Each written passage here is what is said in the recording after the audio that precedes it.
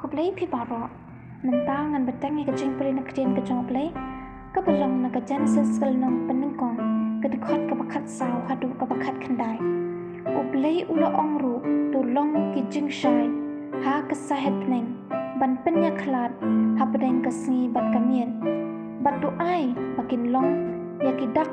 Bat ya ki ayom. Bat ya ki sengi. Bat ya ki senam de. Bat tu ai bakin long ki jeng syai. Ha kata kesahet neng. Ya ke ban pen syai. Ha ke perthai. Ti kalalong kum taru. Bat ublay ula pelong. Ya ki arteli ki jeng syai ki bakrau. Ya kata ke bakam krau. Ya ke ban sensyar. Ya ke ban mensengi. Bat ya kata ke bakam rit. Ya ke ban sensyar. Ya ke ban menmiet. Bat ula tau ya ki kloru. Bat ublay ula bo ya ki. Ha kata kesahet neng. Ya ke ban pensyai ha ke perthai.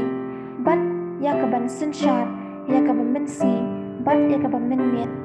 Bat ya ke ban peniklat. Ya ke jeng syai na ke jeng dum. Ti ublay ula yo i.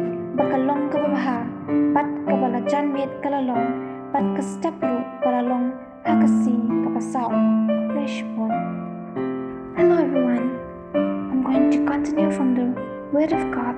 That's from Genesis chapter 1 verse 14 to 19. And God said, "Let there be lights in the firmament of the heaven to divide the day from the night, and let them be for signs and for seasons and for days and years, and let them be for lights in the firmament of the heaven to give light upon the earth." And it was so.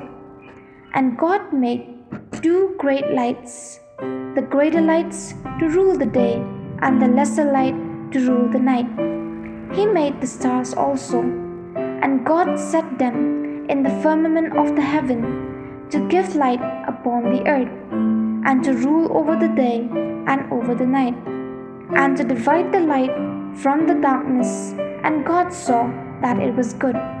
And the evening and the morning were the fourth day. Thank you.